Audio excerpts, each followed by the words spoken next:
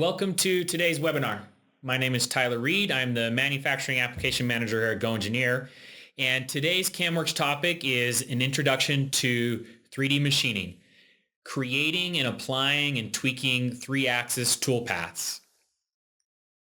For this topic, we're not going to do a lot of PowerPoint. It's mostly going to be in the software, so let's jump into it.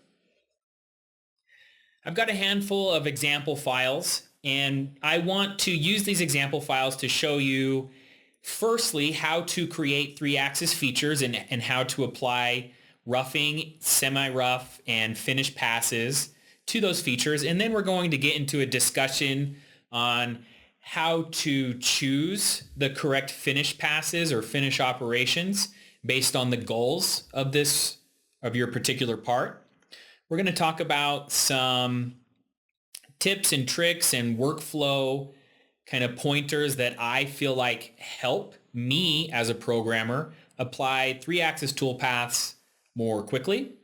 And we will discuss some kind of gotcha, things that can pop up and be, not straightforward to fix here. So I have this part open, and ahead of time I've set up the stock, I've set up a coordinate system, and I have a mill part set up. So what we're going to do is we're going to start applying some 3-axis toolpaths, but first we need a feature to apply those operations to. I'm going to right-click on my mill part setup and create a feature. I already have a feature, so let's go ahead and delete that feature. And we'll create a new one. So I'm going to right-click on my mill part setup, and I'm going to say New Multi-Surface Feature. In 3-axis, all of our features are this one type, multi-surface feature. Now, there are different ways of creating this feature. In the first drop-down, you're going to be asked if you want to select faces or surfaces to cut. We can also say, create a feature out of all of the displayed surfaces. We can reference an STL file. We can create features out of faces by their color. Or we can create a feature by faces, selected surface finish. In 95% of the cases, I use the all displayed option. And I do this for two main reasons. One, it's easy. I don't have to worry about selecting faces, and I can expand the scope of my features very easily later on. The other reason is if I choose faces or surfaces and I'm asked to select the surfaces I want to cut, it's very easy to miss surfaces. And any surface I don't select, CAMWorks doesn't know it's there. So in this example, if I were to run a toolpath down the length of this part and I start to interfere with the base, that's going to be totally possible unless I add that to my surface or add that to my selection in my feature. So I have to really know ahead of time exactly what surfaces I want to cut and what surfaces I might need to gouge check against or interact with. And I don't like to think that far ahead. So I prefer to use the all displayed. It creates a feature out of my entire part. And then I'm going to use contain and avoid areas to narrow down the scope of my feature. We're also asked to select a strategy. And in my opinion, strategies are one of the best parts about CAMWorks. They allow us to create, different steps for machining parts. And in 3-axis, that may be something like a rough, a semi-rough, a semi-finish, a finish, and a flat area, something like that. It could be 4, 5, 6 different steps. I'm using a default database. I don't have any built-in strategies, and I don't necessarily have the right strategy that I want to apply here. So I'm not going to put a lot of thought into selecting the strategy. For now, I'm going to select Area Clearance Pattern Project. If I right-click on my feature, I can manually add operations. And this gives you a list of all of the 3-axis operations. We have area clearance, which is the 3-axis roughing cycle. The rest of these are finish cycles. We have ZLevel, flat area, pattern project, constant step over, pencil mill, and curve project. You'll notice I didn't list the last two, legacy rough mill and legacy finish mill. I personally don't use those a lot, and if you read the help file, it will warn you that they may go missing at any point in the future. In the past, those were the only two options available to us within CAMWorks, and then over the years we've added these more operations, and those are the ones I tend to use. The strategy I selected is area clearance pattern project, and I do want to start with those. So I'm going to go ahead and run those through the database by generating an operation plan. And I'm going to generate some toolpath for the area clearance only, and we're going to talk about the results. So this is the 3-axis roughing. We can see it doesn't fully cut around the part. In fact, if we look at the top, we can see that the toolpath is all contained by the boundary of our feature. This is something called an automatic contain area that's pinching our tool off so it can't appear or pass around this part. That's one of the key gotchas. Another one is all of these retracts. We may be able to reduce some of these retracts by adjusting the links. So we're going to go ahead and double click into the area clearance and talk about some of the options we might be changing. I'm going to take a quick peek at the tool. It looks like it selected a 3/4 inch, 2 flute, carbide end mill with 1.5 inches of flute length. That's going to be key here. I'm going to start by going to the Advanced tab, and we are going to look at this automatic contain area. Right now it's set to use the stock, and we're saying the tool can go on center to the edge of the stock, and that's what's keeping our tool from fully surrounding this part. If I were to say something like past, that would mean the trailing edge of the tool can go to the edge of the stock. So I change that and I hit preview and it uploads, and now we got toolpath all around our part. You could also say up to or on center, and sometimes I'll do on center and then give it an offset.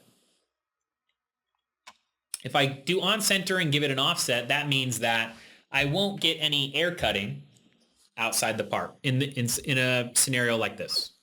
But I'm going to go ahead and keep it on past. And then another trick I like to do is, in order to help me see the shape of the toolpath, at least initially, I will remove any lead-ins and lead-outs. So I'm going to go ahead and zero out my lead-ins and lead-outs, and my ramping through Z I'm going to set to plunge. That's going to simplify some of the movements. Once I get the shape of the toolpath how I want it, then I will come back and start to add appropriate lead-ins and lead-outs and ramping. Next, we're going to go to the Pattern tab, and we're going to start looking at the shape of our toolpath. For something like this, we're removing quite a bit of material. I would like to use an adaptive toolpath strategy or volume mill. Both adaptive and volume mill are geared towards, high-speed machining movements. We're talking about deep depth of cut, shallow radial depth of cut, higher spindle speeds, and higher XY feed rates. One difference here is that volume mill will adjust the feed rate based on the tool load, whereas adaptive will not. Adaptive is targeting constant chip thickness, whereas volume mill is targeting constant tool load. But both of them are going to behave similarly in terms of the shape of the toolpath. So I'm going to go ahead and start with adaptive, and we're going to say a max step over of, we're going to have to thin it out, so we'll say 20%, and we'll do an optimum step over of 10%. Now under the area clearance tab, we have our surface finish area and our XYZ allowances. This is how close to the final shape we are going to rough the shape out. Right now it's set to 25 thousandths, so I'm going to keep that. One thing I am going to do is I'm going to adjust the cut amount because we are using an adaptive toolpath and we reduced our side step considerably. I can cut deeper, and I'm going to go the full flute length, 1.5 inches.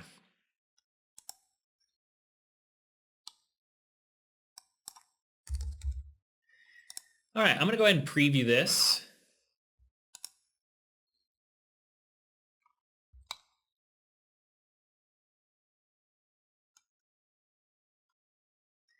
It's actually looking pretty good. If we want to run a simulation, we can go ahead and do that from that window. We can see it starts deep and then it's going to step up the part. If we choose something like volume mill, we'll adjust the step over a little bit.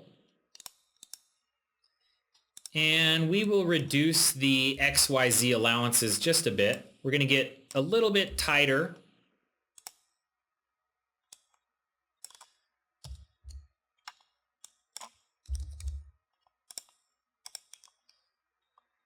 A little bit tighter roughing.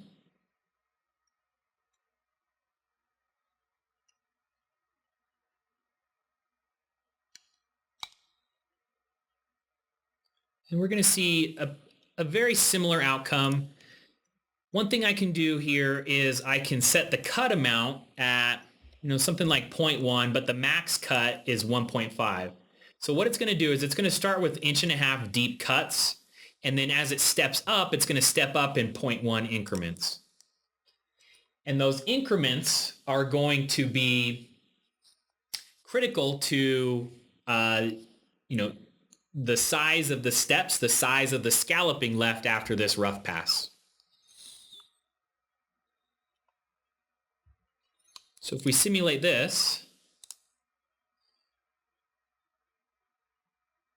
there's the step ups.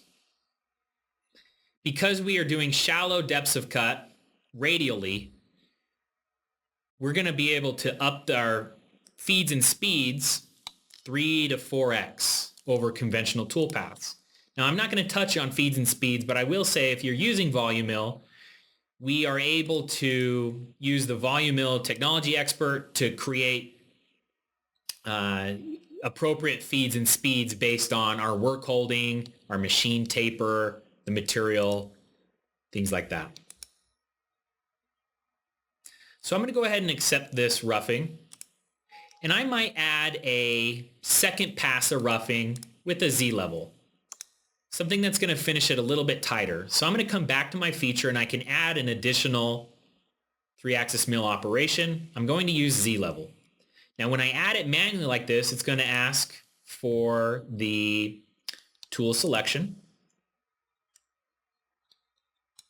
And then we're going to come into the ZLevel. My allowances are going to be 0 at the beginning. I'm going to go ahead and set those to something like 5 thousandths. So this is going to be a semi-finish. We're going to set the depth of cut to read off the scallop. Now these windows are new. I'm using CAMWorks 2018 SP 0.1. 2018 gave us a new 3-axis toolpath engine. The interface is a little bit different. We have more options available to us, and I've found that the toolpaths are better than in previous years. So if you're watching this at any point in the future, I am using 2018 SP 0.1.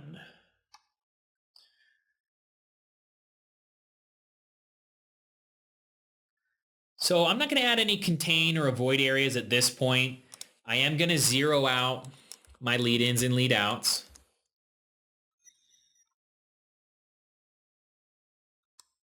And we'll preview this.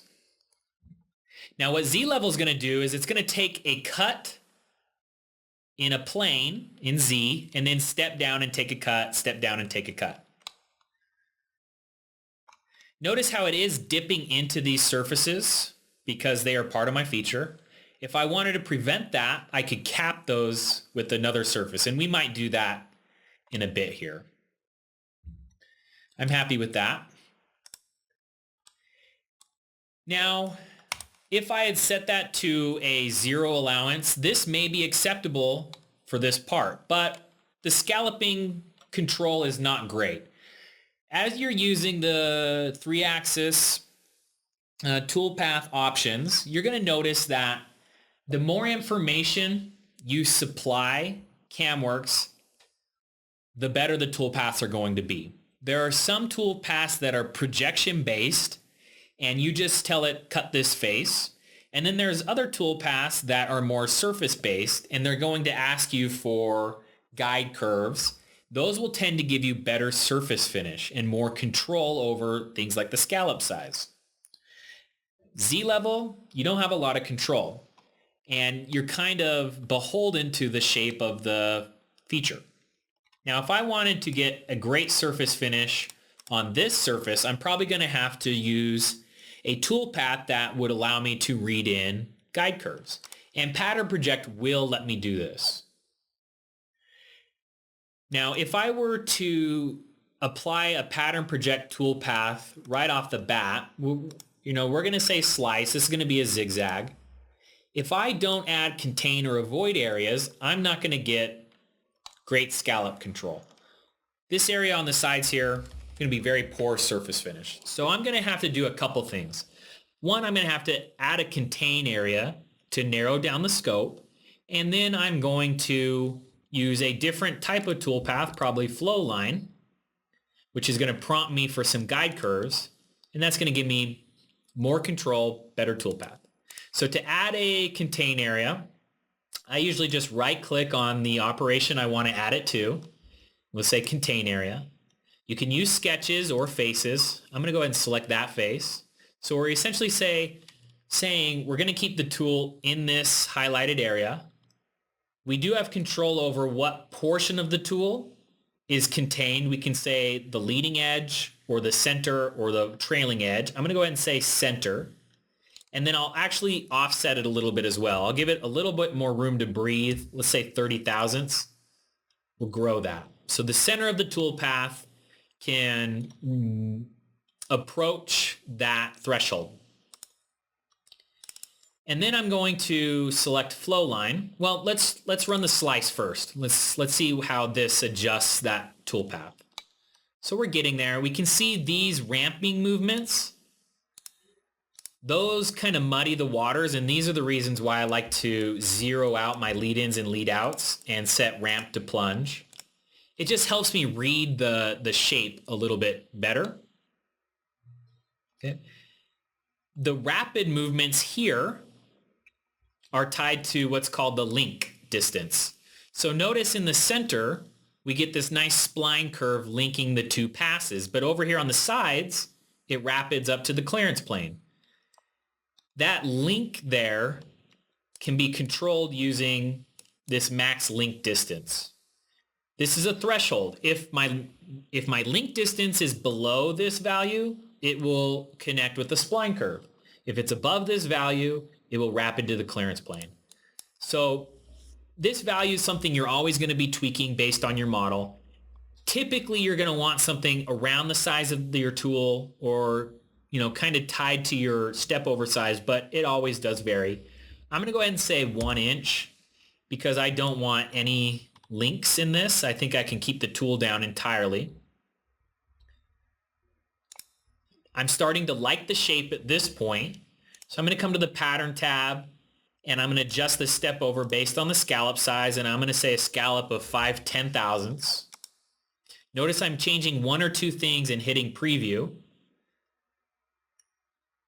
I'm starting to like this, but I don't like this shape. I really want it to conform to the shape of the surface, and that's where flow line is going to come into play. I'm going to select flow line, and I can select guide curves. So the first curve I'm going to select there.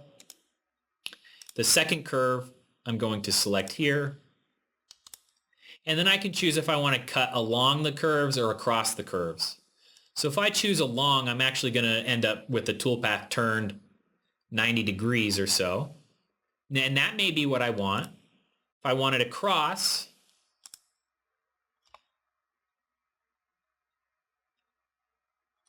this is starting to be kind of what I want. Now, I am going to simulate this. I'm going to show you guys another trick here. If I were to just right-click on the Z or the pattern project and say simulate, it's going to start with a solid block, which is not a realistic simulation. If I hold Shift, right-click and simulate, I actually get to simulate from the work in progress. And I don't have to actually sit through the simulation of the previous operations. It's just going to calculate the shape for me and then start the simulation on the end shape. So it takes a few seconds here, but it will be quicker than simulating from the beginning. We can actually see there's some gouging here from my ZLevel. It's my tool stick out. But this is the shape that we would start with when we get to the pattern project. And now I can start to simulate just the pattern project. So nice little trick. Hold Shift, right-click, and simulate.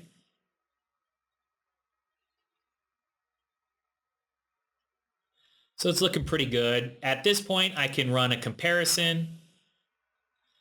The comparison is showing me where I'm overcut, where I'm undercut. Red colors, warm colors, reds and yellows would be overcut, so there's a tool gouge. Cool colors are undercut. Notice my Z-level is all blue because I left 5 thousandths on the wall. I am slightly undercut over here on the edge, and that means I might need to adjust my contain area. So I can expand out my pattern project, double-click on my contain area, and I can give it a little bit more offset. It's going to regenerate the toolpath. To fix that tool stick out issue on my Z-level, I can do a couple things. One, under Advanced, I can actually enable holder avoidance, and it would just do the checking for me and eliminate any toolpath that would cause my holder to come within the clearance value.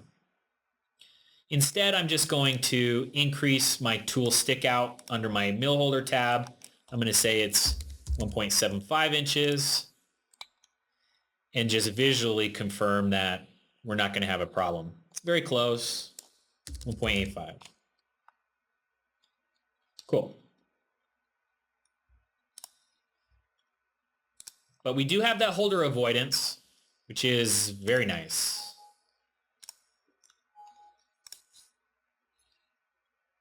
Now, I mentioned the idea of capping these surfaces here. Very easy to do. If we go to SOLIDWORKS, surfaces, I'm going to use a planar surface in this case because it is just a flat wall. I'm going to right-click on that edge, say Select Tangency. It's going to automatically select all the tangent edges. And I'm going to cap that surface. So now when I come back into CAMWorks and regenerate my toolpath, because of the way I created my feature, remember I used that all displayed option, just by adding a surface, it's going to automatically get added to my feature.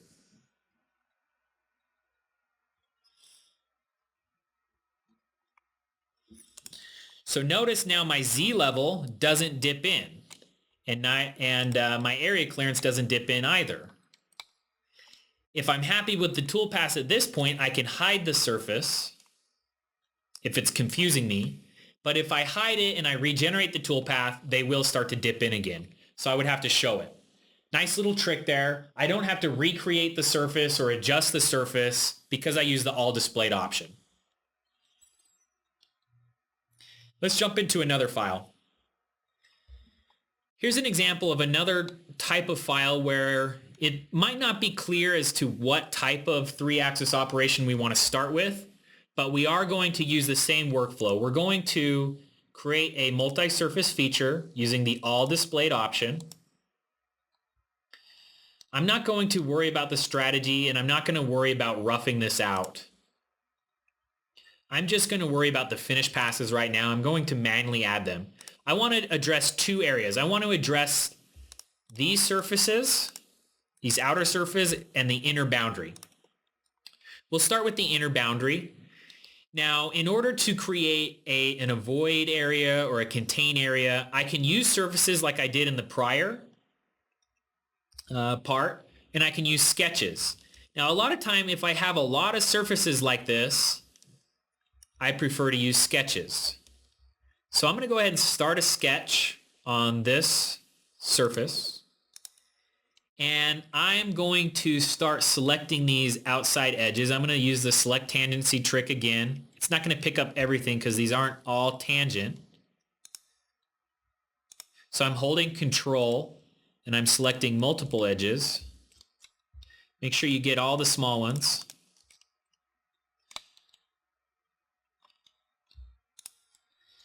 Now, because there's a lot of little line segments, and I know I'm going to be driving the toolpath off my avoid area, I'm going to do another trick here. So once I have my edges selected, I'm going to use Convert Entities. It copies those edges down to my sketch plane.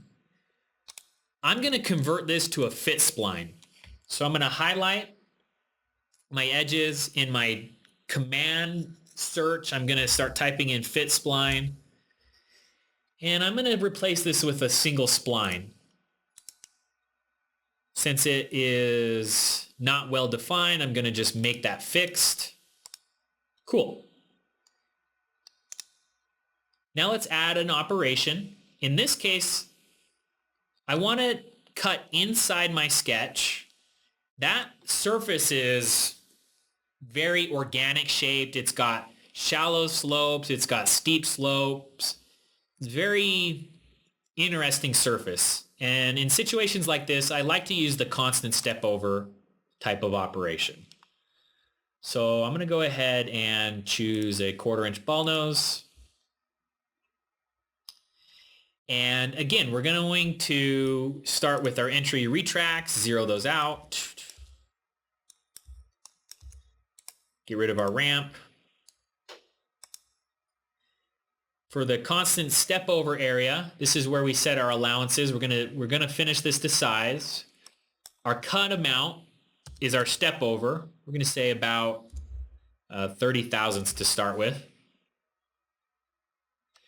I'm gonna say okay. Before I start generating anything, I'm gonna add my contain area, sketch 31, and I'm gonna say the tool can go up to the curve. I need to keep the tool entirely inside that area. And we'll generate some toolpath.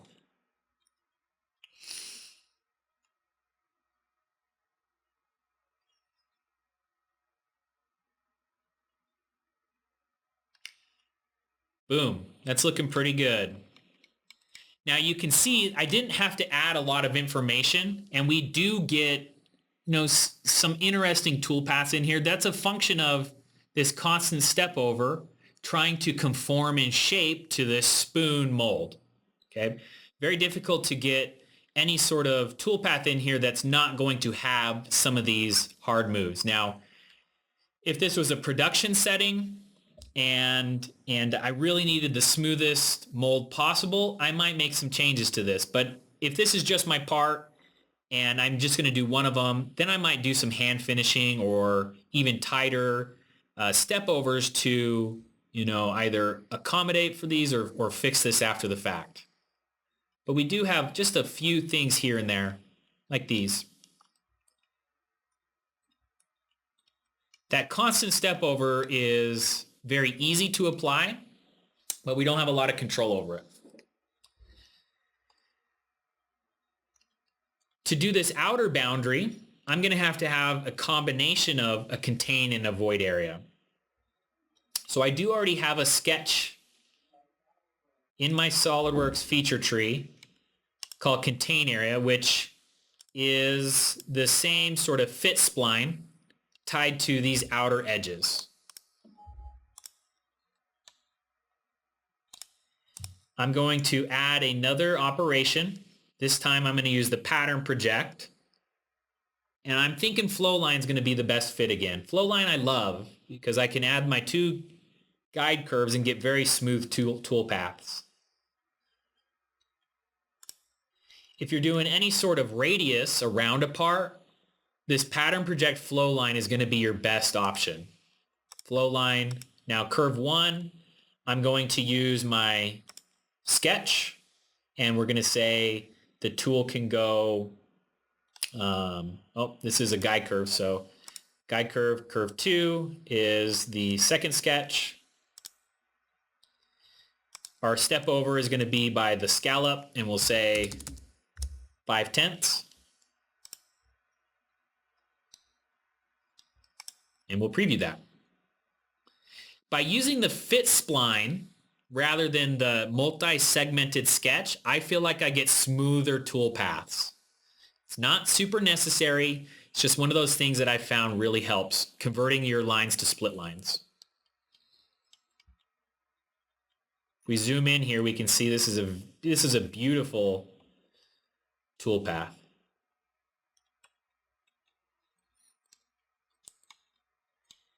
This would be the preferred method for creating complex filleted surfaces.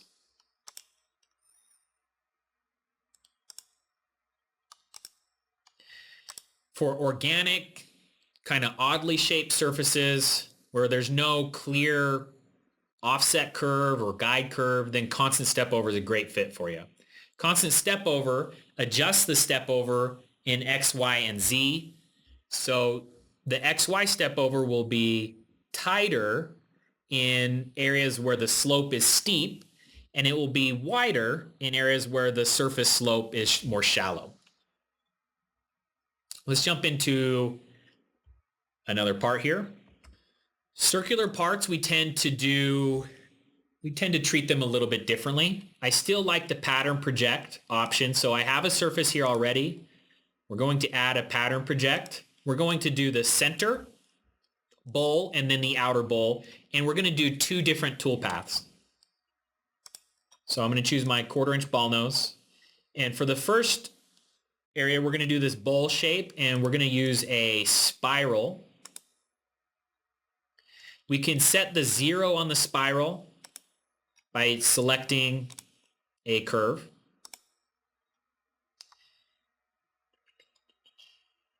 Step over based on the scallop. I'm going to do it a little bit coarse here. And again, if I were to preview this, my entire part's my feature. Okay, this is more than what I want to cut, so we're going to use a contain area.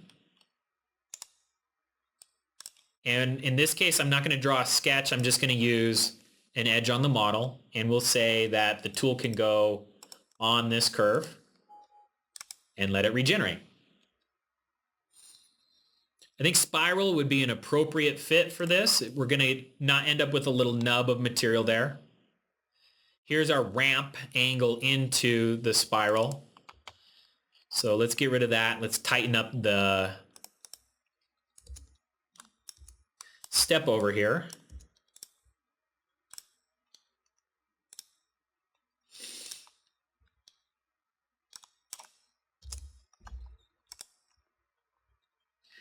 I changed it to a scallop size of 2 10,000ths. We get something like that. I'm pretty happy. If we wanted to, we can actually offset this. We can add offsets through Z. So this could be more like a roughing, or we step down and approach the surface. There's an offset of 0.1, pretty deep, deeper than what I needed. Okay, now let's talk about how we might cut these surfaces. We're going to create another pattern project here, and this time we're going to use a radial pattern. I don't use radial a lot, but in certain situations when I have a round part, or if I want a more decorative finish, I will use the radial pattern. So we're going to change this to radial. Again, our 0, we want at the center of this edge. Our step over. If we are actually doing a finish, our step over will be tight. If we're doing it more decorative, say with like a countersink tool, A lot of knife makers will do something like this on their handles or the grips of a firearm. You might actually do a more coarse step over, but we're going to do it fine for right now.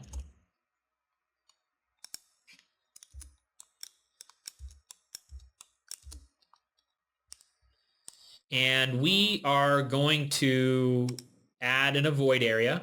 I don't want to cut the area that I cut with my spiral. So we're going to do an avoid area on that curve. And we're going to say the tool can go on center.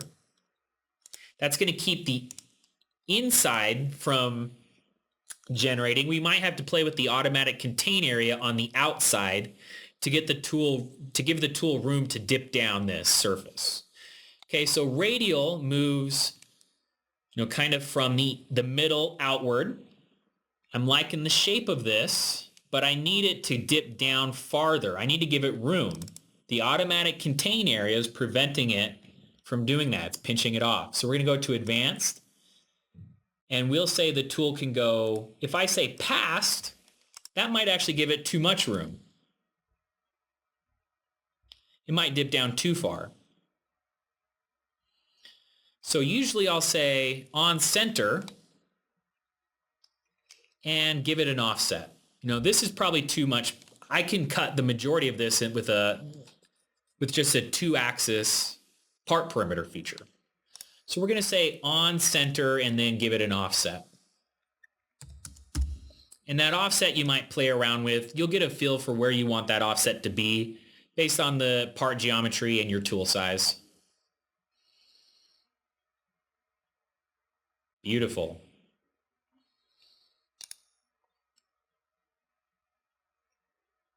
All right, so hopefully those last handful of parts kind of give you an idea of how I go about choosing the type of operation.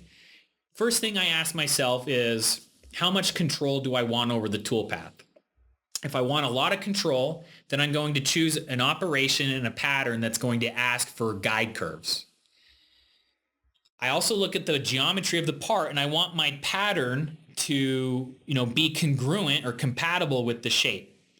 I probably wouldn't do a zigzag on a round part, and I probably wouldn't do radial on just a prismatic part. Then I ask myself, what is the purpose of this? If I'm trying to do a fine finish, I might do a rough, a semi-rough, and a finish. If I want something more decorative, let me show you what I might do. If I want something more decorative, say for something like this, I might copy my pattern project. When I copy it, I just held Control, grabbed it, and dragged and dropped it. It copied my avoid area. Then I might do something like this. We're going to get a little experimental. I'm going to change my tool to a countersink tool. Ooh, it's not going to allow that. It's not going to allow a countersink tool, so I'd have to do like a tapered end mill. I'm not going to worry about that right now. So we're just going to keep it with the ball nose. You can tell I'm experimenting here. On the pattern, I'm going to make the max scallop size or the distance more coarse. Maybe every 10, we'll say 8 thousandths. And then on the finish tab, I'm going to do a negative Z allowance. So I'm actually going to overcut my part. I'm going to cut a little bit deeper. We're going to say minus 5 thousandths. So this will be a little bit more decorative. I'm using my tool path to create shapes that aren't actually in my model. I might want to go a little bit more coarse.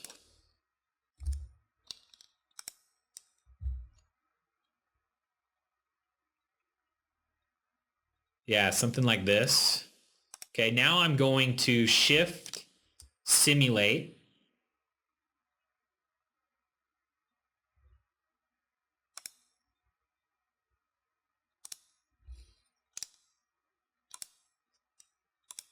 Now I didn't do any roughing and I didn't do the perimeter, so this isn't going to be a perfect simulation, but hopefully we'll get the point across that I can add decorative toolpaths by overcutting the part. Technically, I'm cutting into the surfaces.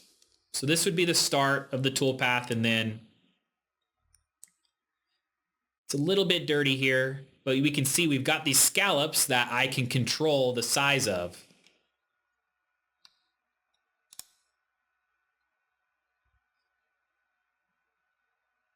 Kind of cool.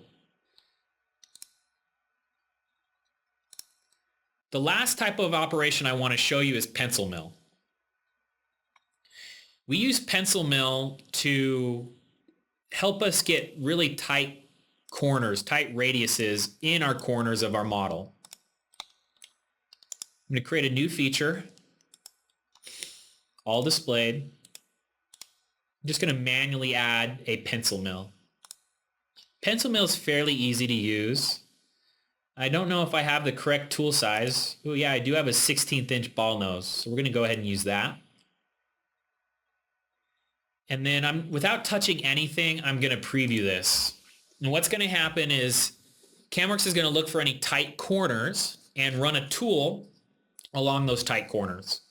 And then we can make some adjustments to kind of expand the definition of a tight corner, or reduce. If we're getting too much toolpath, we might have to reduce the definition of a tight corner, or we might use contain and avoid areas to keep the toolpath where we want it. In this pencil mill, we have the option of using parallel lace, which is what I'm doing right now. And then if you use parallel lace, you set your number of cuts.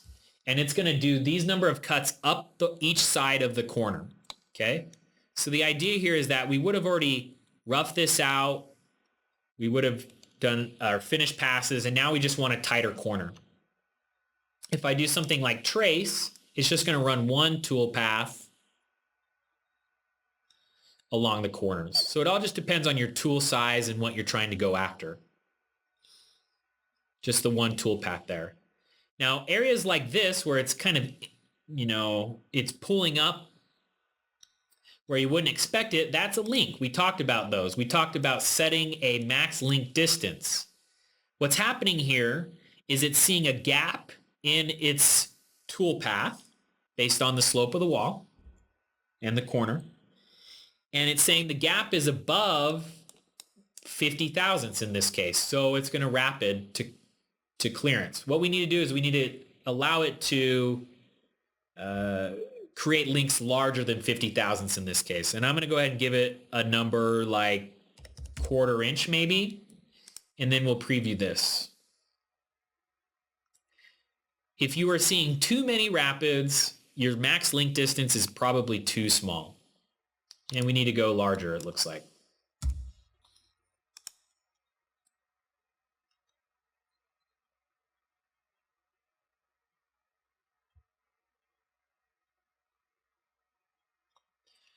And sometimes you think it's doing something for one reason, but now I realize that that's actually the start and the end of my toolpath around that part. So I just need to look at it a little bit more carefully. But the point still stands that if you are seeing too many rapids, look at your max link distance. This is actually the start of the toolpath. So we're good there. If you want to change what it considers to be a tight corner, then we would change this to mixed, and you can change the steepness threshold. Okay, and adjusting the steepness threshold will adjust the definition of a tight corner. And that's going to do it for this introduction to 3D machining inside CAMWorks. We discussed some of my personal preferences for applying 3-axis features and then 3-axis operations to those features. Some big takeaways. Some of the operations are projection based. It's going to be hard to control the scallop size and the surface finish. Some of them allow you to use guide curves or offset curves, and you're going to have more control over those tool paths, and you're going to be able to more finely control the surface finish. Learn the different operations, learn the operations within them so that you know your tool set and you can apply the correct operation based on the geometry of your part. You're not always going to know ahead of time just by looking at a part what the best approach is going to be.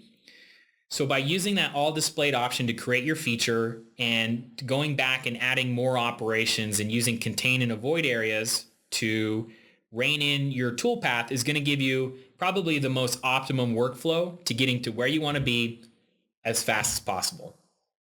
I want to thank you guys for joining. If you have any questions about this at any time, you can comment in the YouTube comments or shoot me an email, treid@goengineer.com. I love to get questions based on these webinars.